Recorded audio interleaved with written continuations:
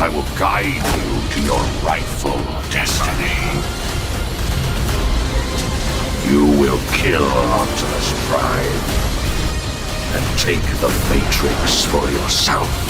Hello, everybody, and welcome to another edition of Film Seizure Streams the Movies. I'm Geoff Arbuckle, and this time is actually not a movie. It's a TV series that is on Netflix. I had covered back at the end of July, beginning of August, I think it was. I did the first part of the Netflix animated, or Netflix anime original, I should say, Transformers War for Cybertron. That first part was called Siege. And in that first part, it basically just kind of set the stage. It introduced our primary characters. It, delved into some of the ideology and some of the background of the war that happened on Cybertron that between the Autobots and the Decepticons. And now, somewhat surprisingly, a few weeks ago, or about a month ago or so, we learned that the second part of the trilogy, Earthrise, was going to come out before the end of 2020. Which is kind of exciting because at the end of Siege, it seemed as though we were going to have to maybe wait a year or something like that just to get 6 episodes, which 6 episodes do come across as essentially a 2.5-hour movie. When you play it all put together. And that's basically what we have here again. I'm not going to give any spoilers per se. I will talk about some stuff specifically later on in this. What I really want to do in the first part of this review is just kind of talk generally about what we know is going to happen based on the previews and the trailers and stuff, and talk about how I felt about that. Now, if those of you who might have listened to my review of Siege know that despite knowing some people, particularly on YouTube that I like to watch about Transformers stuff, being maybe a little lukewarm towards it, I actually quite liked it. I don't think I really said exactly why I liked it. And that kind of goes into a little bit of one of the positive things I do have to say about Earthrise. But I felt that Siege did a good enough job of still being something that was basic enough for an all ages audience, but also still provide things that adults could get into. I never felt that the Michael Bay movies, to the 5 Michael Bay movies, I should say, did a very good job of that. I didn't see the 4th or 5th Michael Bay Transformers film. I did see the first 3, and while the first one I would give a general pass because it's kind of a big dumb action movie, the second one I thought was really bad, and the third one was an improvement on the second one, but probably not quite as good as the first. But I didn't much care for the aesthetic. I didn't much care for this kind of grimdark take on the Transformers. But I will say that where you can get grim and dark does work with War for Cybertron. And the reason for that is that above all else, I grew up loving the Transformers Marvel comic series. Those 80 issues, plus the tie-ins that they did with like G.I. Joe and the Headmasters series, I felt was far more what I wanted and what I wanted to kind of play out in my own imagination for the series. Even above the cartoon. The cartoon was, 30 minutes, primarily meant for kids, which I was a kid when those were on. But they were 30 minutes, and by the end of the 30 minutes, everything went back to normal. With the Marvel Comics, it really had time to kind of live and breathe. And, there were real stakes because characters would be either offline or they would be incapacitated to the point where you don't see them for a long time. And it also really kind of got down to the inner guts of ideology versus ideals, and how those things can be confused with certain characters. There could be characters in one faction, whether it's the Autobots or the Decepticons, who have questions about the stuff that they do, or they are they're an Autobot, and in particular, there's an Autobot leader in Grimlock who do not share the exact same ideals or ideology as the guy he took over from, which was Optimus Prime. So there was always those types of things, and it always felt more grown up to me. And growing up in a household where I had 3 brothers, I had a single mom, and my dad was always around, but he, his support for me was more for making sure that I had lunch money, making sure that mom could get help with new clothes, school fees, and all of that sort of stuff. It's not like I had the opportunity or the leeway to be able to always ask for exactly every toy that I could possibly want. Growing up in the 80s, I had plenty of toys, but I didn't always get to have every single toy that I wanted. So I could say, well, as much as I love the character Blaster, and he's my favorite Transformer, I could at least read the Marvel comics and get something out of that. And still get to see him do really cool things, and for a little while be the primary character of the entire series. All of that brings me back around to War for Cybertron. I felt that Siege appropriately mixed the idea of there are some heavier concepts that adults could get into, and it's generally action-y enough, and really kind of was a little bit more all ages, very similarly to the Marvel comic series from the 80s.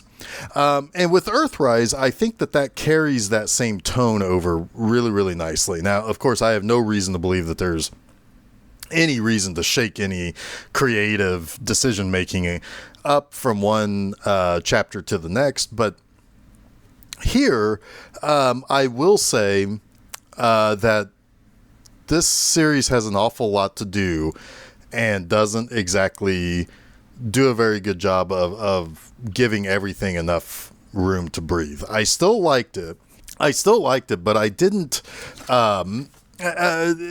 It's not quite as tight as I felt that Siege really kind of was. But generally speaking, what happened at the end of Siege was that the Autobots left Cybertron, right?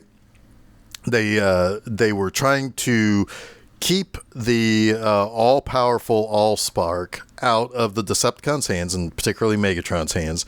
So they banished it from Earth, and they basically got into the Ark and left Cybertron. There are a handful of Autobots still on Cybertron, most notably Jetfire, Elita 1, Chromia, and Red Alert.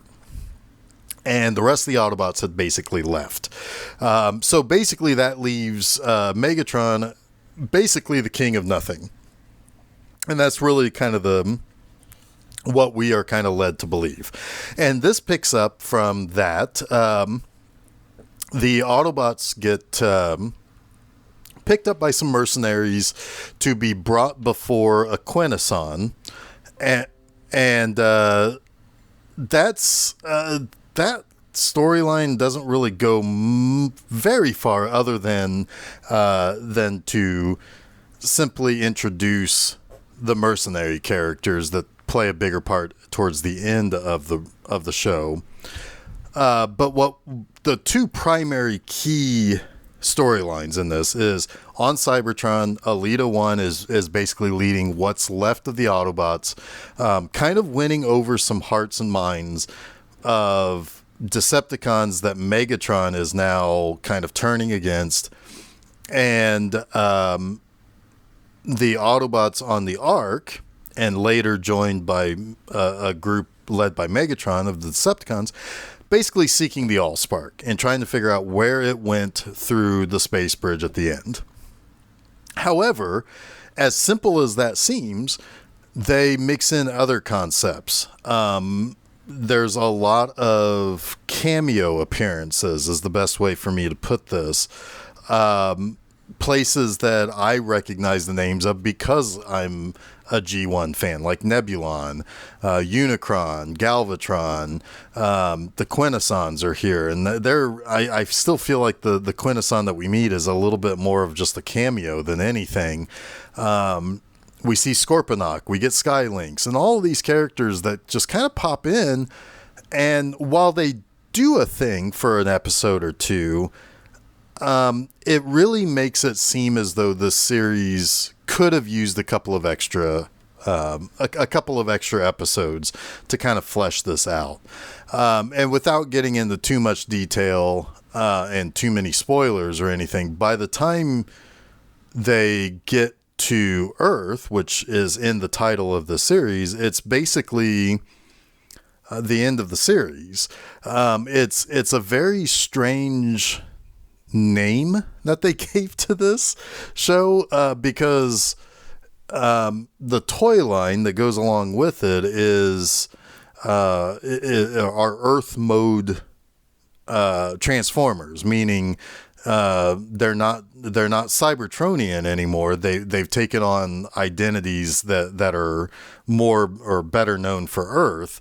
There's a lot of concept of tangent timelines and possibly other universes, and of course there's the dark universe comes into, or the dead universe rather, comes into this. It's very strange because it seems like it almost was a little bit too big for its 6 episodes. Siege was in one place, there was one goal, and there was character development. Now, there are characters in this that have things to say, and a lot of the character development in this time around goes to Optimus Prime because he's got to learn to be a better leader, because he has to kind of live with some of the things that happened in Siege and live with some of his own decisions. And Megatron is kind of devolving into a monster more than anything. But it seems as though the character developments are kind of lacking because they have so much stuff that they have to put in to this story to tell this part. I still generally like this show. I generally like the series. I generally like what I saw here. I just think that it had a little bit too much to do, and it really could have benefited being, instead of 6 parts, being 8 or 9 parts, and let some things breathe and really kind of get into some other things, because there are characters that are here like Ratchet and Ironhide who don't really do anything. So what's the point in having them there if they are just kind of going to be on the ark while the rest of the Autobots are off completing a mission to get them to their next location that they need to go to? There's just some kind of bizarre choices that are made here, I think. And it's, and look, I understand that Hasbro has toys to sell. Trust me, I've bought a lot of them. I love the Generation 1 aesthetic to this line. This was exactly what I always wish could have been around when I was a kid. And I'm glad that there is this kind of look and feel to these toys now. I understand they've got toys to sell, so they are going to put recognizable figures out there. They're going to put as many recognizable characters into the storyline as they can. But don't expect that every single toy that they're selling and every single toy that they've advertised and every single toy that they may put in advertisements or in mural art to sell the toys, don't expect for them to be in this show. And let's put it this way. If it was an expensive toy, they do show up. But a lot of the deluxe figures are simply not here, and you're not going to see them in Generation 1 Earth mode style in this series. I think I think if you're hoping that because they sold a Sunstreaker that we're going to get a lot of Sunstreaker action, you're gonna be disappointed. There's a definitive line between the show and the toys that they've released, and just because they released the toy, that doesn't mean that character is going to show up. The Siege line was a little bit better with that, but that's okay. I still enjoy the toys, and I'm still, for the most part, enjoying the series.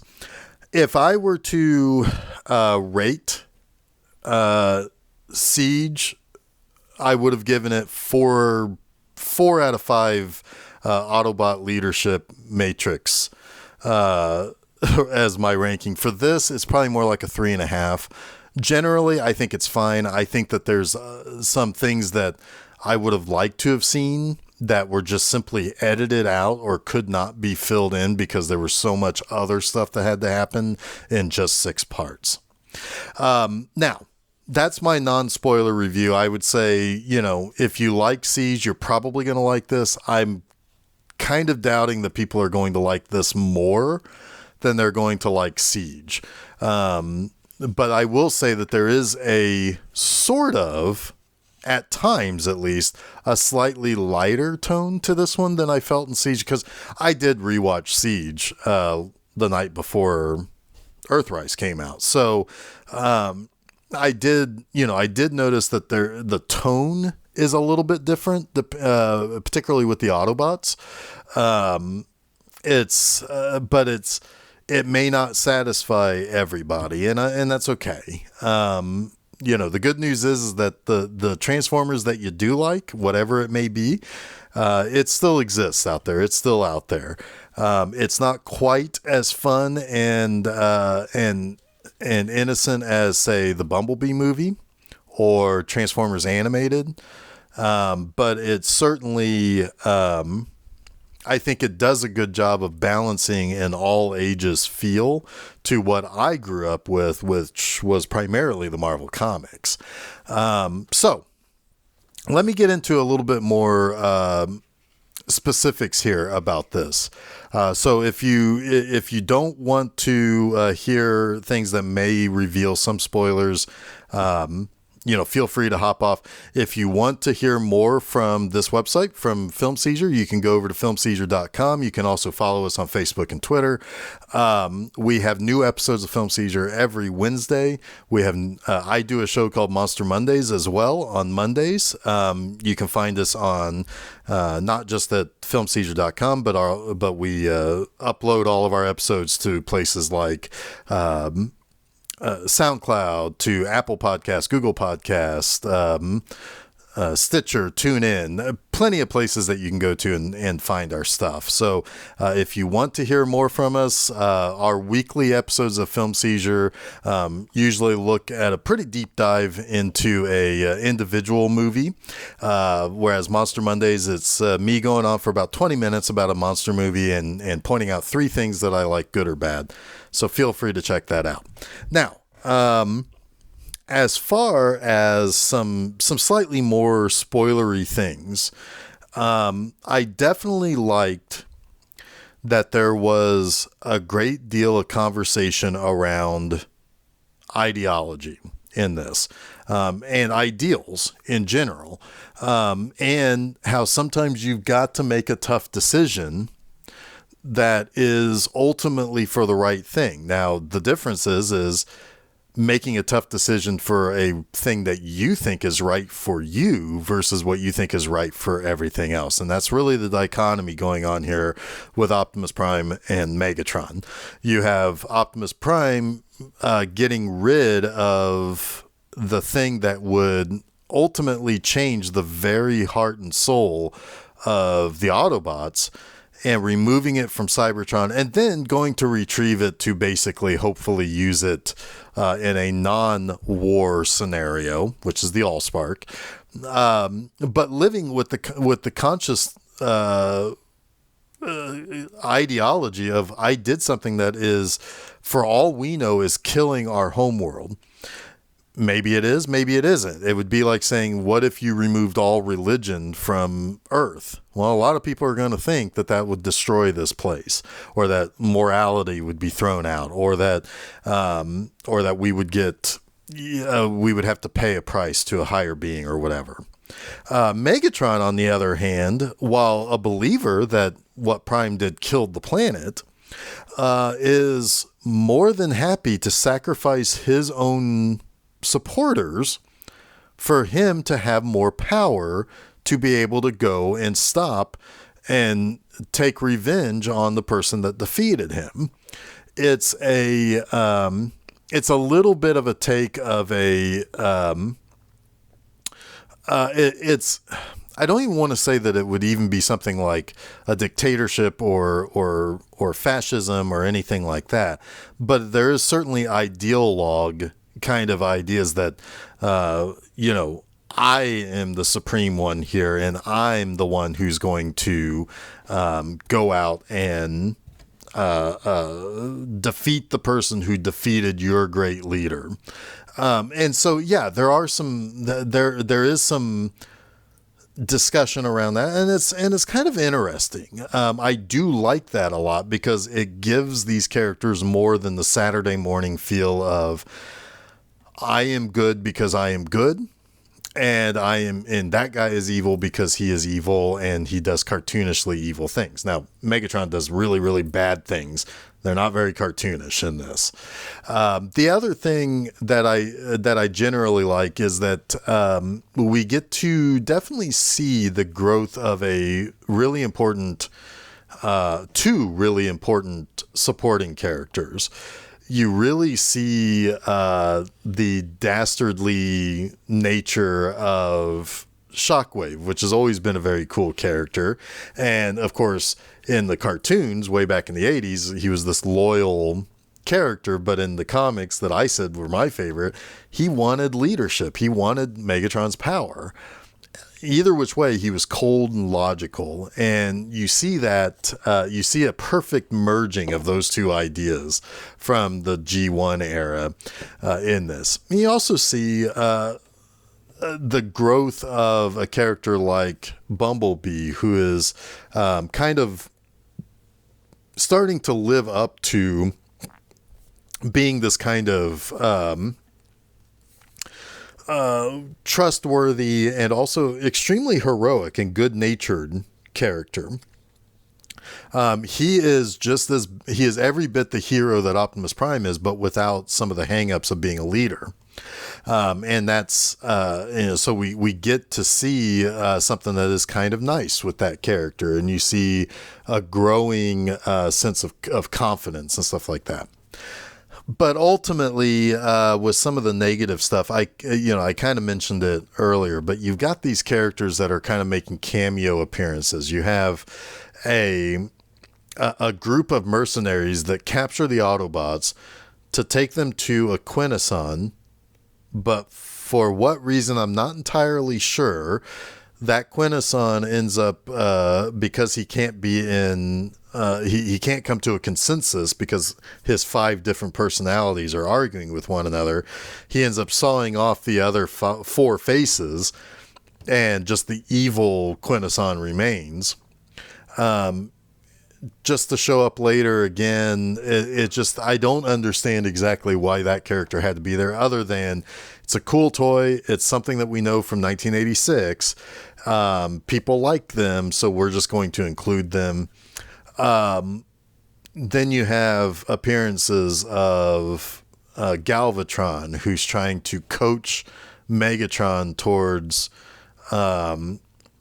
doing certain things that would, I think his point was to assure that he ends up existing later, because Galvatron is Megatron transformed by Unicron. And Unicron shows up. Are they from the original G1 universe, or are they actually from this universe? Or is there just... I don't exactly understand, other than people like Galvatron, let's put him in here. Unicron was a toy that some people bought for $800. Let's make sure he at least appears and have something that could play into the third part. But it feels almost like it was kind of shoehorned in when there were maybe some other more important stuff to do. And again, like I said, there are major characters from the first season, like Ratchet, who is here in this season kind of just hanging out on the Ark when the other Autobots are off doing something. And a major character from G1 that is there and is there for name recognition in both Siege and Earthrise, Ironhide, is kind of there, but not really doing much of anything. It's a bizarre,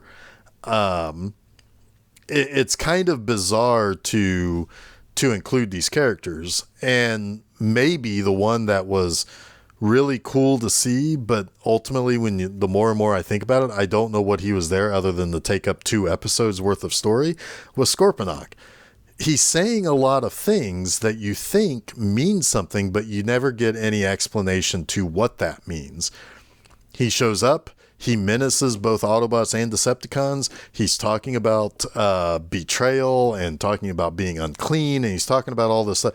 Well, tell us more about that, and it would probably also explain why the space bridge at Nebulon is in the condition that it's in.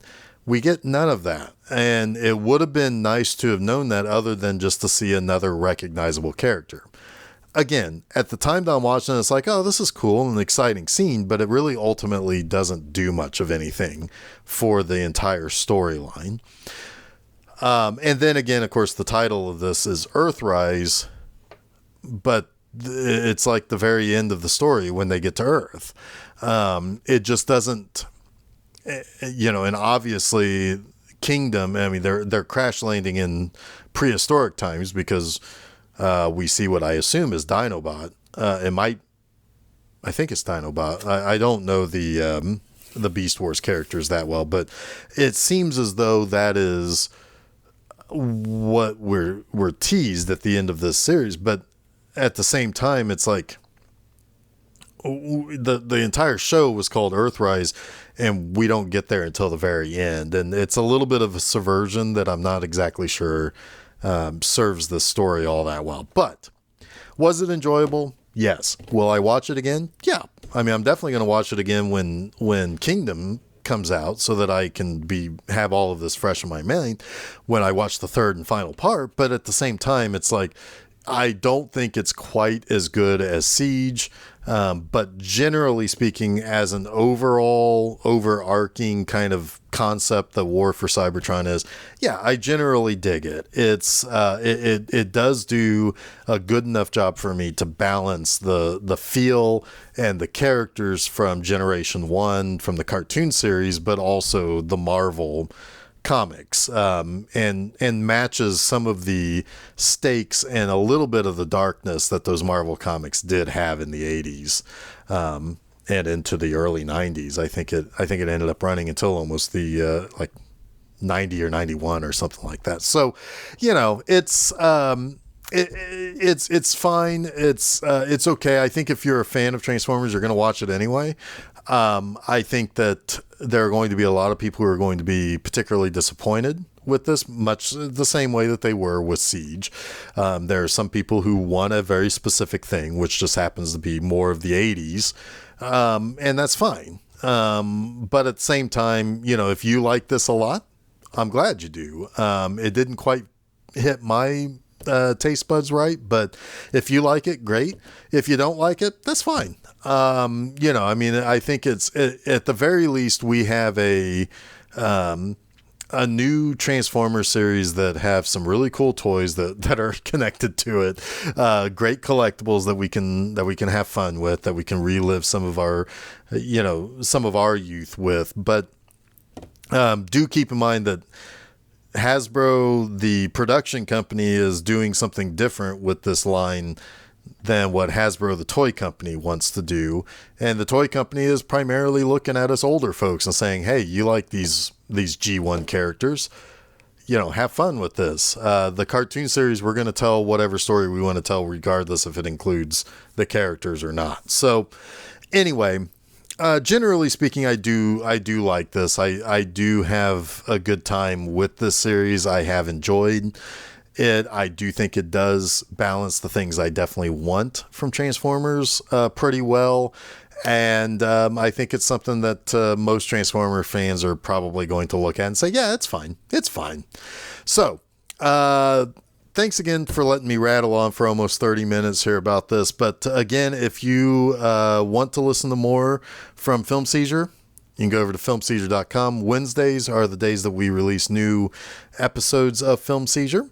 Coming up in January, we have a couple of Sean Connery movies that we're going to talk about, and then close it out with movies like Stand By Me and Sneakers, which are things that those that I co-host the show with definitely grew up on and have a lot of fond memories of. And then in February, we have Force February. Force February is our annual thing that we started last year. Or that we started in 2020, that we take these kind of over-the-top action type films and give them a little bit of spotlight. It all comes from our sincere love for the movie Raw Force. So we celebrate movies with Force in the title, or movies that we consider are quote-unquote Force adjacent. So be sure to check that out. Also on Mondays, you can check out my show, Monster Mondays. It's about 20 or 25 minutes of me talking about a monster movie. I talk about what I like about the movie. I never talk about the negative stuff. So it's just meant to be a love letter to monster flicks. So you can also check out my website, bmovieanima.com. Just coming up here on January 2nd is the start of the YouTube show that I have, B Movie Anima, the series, where I essentially host a bizarre little movie. They do that for 13 weeks to start off 2021. That will act as season 1. And every Friday you can read a review of a B movie at bmovieanima.com. But you can follow Film Seizure and both Film Seizure and B Movie Anima at Facebook and Twitter. Just go over there. You'll always see what we have to post there. But until next time, don't forget to save me a spot at the end of the couch. I hate to break it to the Decepticons, but they've already won the war. Not yet, they haven't.